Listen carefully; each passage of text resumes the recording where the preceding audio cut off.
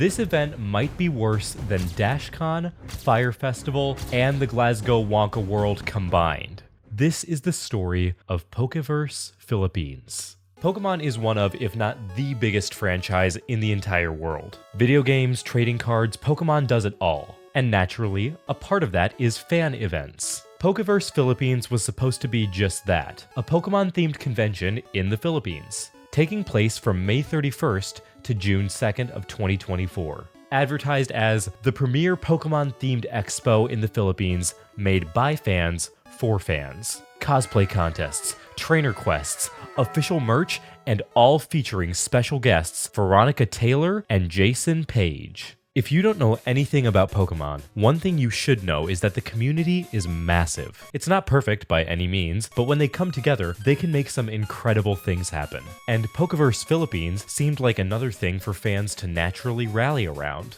But let's look a little deeper. Let's start with my biggest point. The Philippines already has a yearly Pokemon convention. It's called PokeCon, and it's organized by the biggest Pokemon fan group in the Philippines. Wow, don't those look similar? Pokeverse, on the other hand, is sponsored by two companies, Kaloscope and Frigga. Kaloscope is an NFT company. I'm sorry.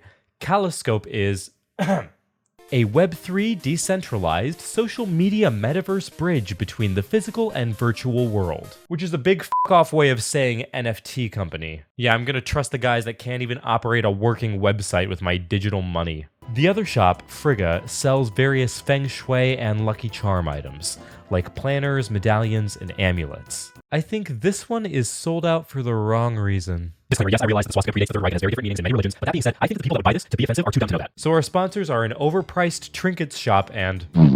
How could this go wrong? Tickets for the event were 1,000 Philippine pesos for one day. That's about 17 hamburger dollars, or this much in real money. VIP tickets were 6,000 pesos per day. Here's those conversions. Remember, not only is this for a single day, but all tickets are non-refundable. And if you wanted the 3-day all-inclusive VIP ticket, you were looking at 19,500 pesos. Psst, that's this much. I know, I said the same thing. Let's break down the benefits that they use to justify this hefty price tag. 1. Exclusive meet and greets with autographs. At the highest level, you were guaranteed 4 coupons that guaranteed a headliner signature and a photo op. 2. Front row seating. Priority seating choice so that you can get the best photos and videos of the event you're there for. 3. Limited edition merchandise. There are plenty of goodies wrapped up in the highest level, collectible cards that vary by day, a free t-shirt, and 5 entries to win the limited edition hat. And last but not least, 1 entry for the trainer quest. That'll be important later. Now, in Pokeverse's defense, there were only 50 of these 3-day VIPs available according to their website, but as far as I can see, that wasn't the case for the day-by-day VIP tickets, so that's a lot of extra chances to milk your consumer base. Pokeverse's official statement on the prices said that the extra fees were covering things like operating costs, panel guest fees, and crowd control/security. Make a note of all of these as well. It was only a few days before the convention when Pokeverse revealed the schedules for each day. They looked packed with some promising event titles. Attendees were also provided a preliminary floor plan to help them with their day-by-day planning. Curiously, this floor plan only names the event's sponsors and sparsely details any of the other booths in the area. Okay, a bit short notice, but they're doing good by delivering information to their attendees ahead of time to facilitate their planning. They immediately f***ed it by announcing a last-minute cosplay contest less than a week before the event. Cosplayers were promised a 30% discount, which increased to 50% if they were cosplaying someone from the Pokemon franchise. Now, to the uninitiated, that seems like a sweet deal, but hold that thought. First, let's think about the people involved. Cosplay takes an incredible amount of time and effort on the part of the cosplayer. It's an art. Only giving participants a week is asking a lot. Let's look at the fine print too. Cosplayers need to pre-register. In addition, only the first 100 cosplayers were able to receive the promised discounts. The red flags are adding up, but for many, it was too late. I'm not going to mince words. a lot of shit went wrong. It's likely you could guess that, and let's be honest, it's probably why you clicked on the video in the first place. However, I'm also not going to act like everything went wrong, because there were plenty of people that had a good time here. But there was a lot of shoddy shit, and we're going to go through it day by day. Day 1, and there are already problems with the ticketing. You see, the tickets are being sold at a booth that's away from the convention with no demarcation, so a bunch of frustrated people are being redirected here after lining up at the main entrance. And it doesn't get better from there. You see, your ticket is in the form of a nifty wristband. Ooh. There's a different color for each day. Red for day 1, blue for day 2, and green for day 3. Here's the problem. People with the 3-day pass are getting too many wristbands. Oh no! 3-day VIPs now have 3 wristbands that are only good for the first day. The ribbon cutting ceremony is delayed by a whole 2 hours. Guests who show up at 10 a.m. are there past high noon. And worse, they have to watch the event planners finish the actual bow and decorations. But nothing could compare to what was behind those doors.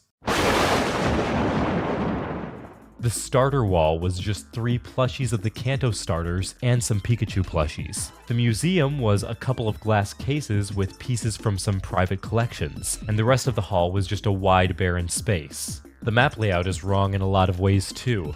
There's a massive Frigga booth that wasn't on the map before, and the rest area is just 3 beanbags right next to the main stage with no security. Some people end up sitting on the stage because of this. The events are littered with problems too. The baking class turns out to be a promotion for a cake service, and the live sketching classes were just 2 people taking commissions. In the middle of all this, the guest panels took place seemingly without a hitch. The real main stage, the Pika stage, was very professionally set up, and it seems like this was one of the most positive moments of the day. And then there was Ravioli Man.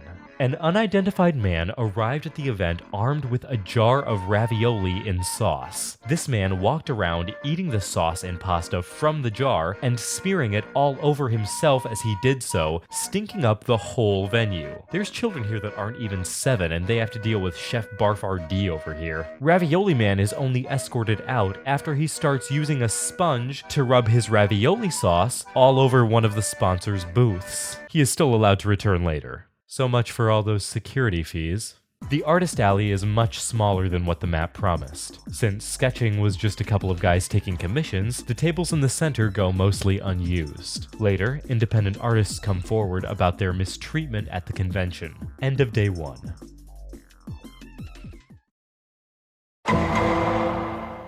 Half an hour before opening, the merchants are all told that the convention will actually be opening an hour later, so they'll all be losing out on an hour of business. The ticketing situation didn't improve. They ran out of the colored wristbands, I wonder why. So they just started stamping red stars on people. Hypothetically, if you had bought a red star stamp and went there on that day, you could have gotten in for free. That's right, step right up and game the system to be rewarded with extra time in the inflatable hall. Day 2 sees an influx of cosplayers for the competition, as well as an influx of children that are there due to it being the weekend. Security and staff are not prepared to adequately handle either. The rest area gets downsized to make room for the attendees, so now it's just 3 beanbags even closer to each other. Cosplayers, lacking adequate accommodations to change, end up having to do so out in the open. And what's worse, there's a camera crew that won't leave anyone the hell alone.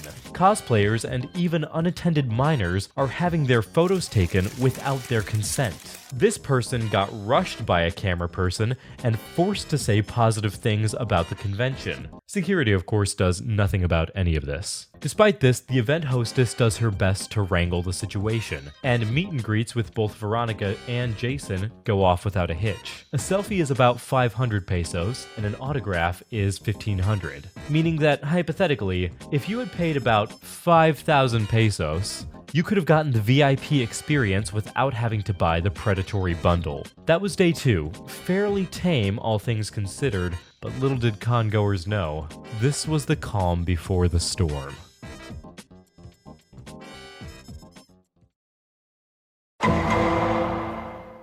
The last day begins with a trainer quest. This is Pokeverse's version of a stamp rally. Think of it like a little scavenger hunt put on by artists at the convention, and to complete it, you might have to buy some merch or scan a code, but they're fun ways of supporting the talent at the convention. The list seems fairly normal. Pictures at the starter wall, food from Demeter Town, stopping by the Make-A-Wish booth. Oh, Make-A-Wish is here. That's nice. It's good for them to support that charity. I'm sure that won't be important later. The digital painting classes start. However, it wasn't mentioned that you had to already own an iPad and an Apple stylus pen to participate. Thankfully, the teacher seems to take it on the chin and is very good-humored and friendly. One of the attendees, Bintu Rita, along with her friend, also proceed to draw everyone's favorite Pokemon for them in an effort to make the best out of the situation. Veronica Taylor and Jason Page take the stage again for panels later, but what wasn't on the panel schedule was a special segment from Make-A-Wish. They brought immunocompromised children on stage, made them stand and introduce themselves one by one, and this kid even got his safety mask pulled down. Who in the hell approved this? What the fuck is wrong with you? It would be difficult to get worse than this, and thankfully it doesn't. There's a few performances after, and with that, Pokeverse officially draws to a close.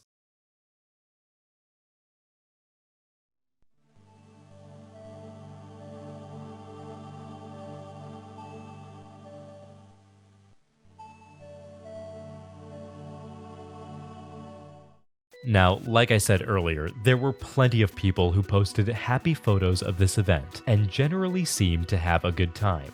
I'm not saying no one had fun at Pokeverse, but I am saying Pokeverse looks a little dishonest.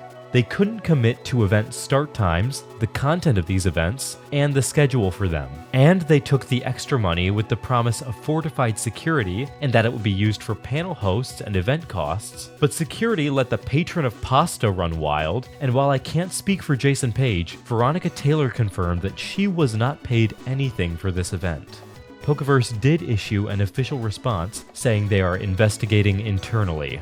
We all know what that means. Oh, they're so stupid! What are we gonna do? Break the rocks. What? Investigation? They claim to have made note of the feedback and will be using it going forward, but they don't give any specifics on how the feedback will be implemented, and I don't have my hopes up that much will be learned from this experience. One more thing before we go. Do you remember all that promised loot for the VIP packages? One of the goodies you were supposed to get were the collectible cards. These cards featured an AR element, or at least they were supposed to. It's very janky, and when it does load, the movements feel very uninspired and robotic. In fact, I'm pretty sure I found the animations that they asset flipped onto these cards. So another car for the pileup.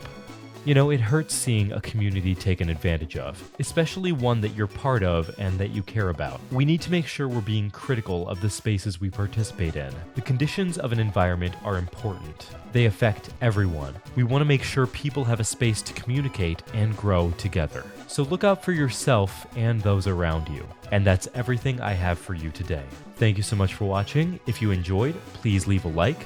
Make sure to subscribe and hit the bell. Make sure to leave a comment on what you want me to talk about next, and share the video around. Spread the word. If you're new to this channel, I talk about stuff like this every now and again, but my main focus these days is long-form content review, and if you want to check some of those out, there will be a link in the card on this end screen. Whenever you're watching this, I hope you have a good rest of your day and an even better tomorrow. I'll see you in the next episode of whatever I make. And until next time, this has been the Hot Box. Bye!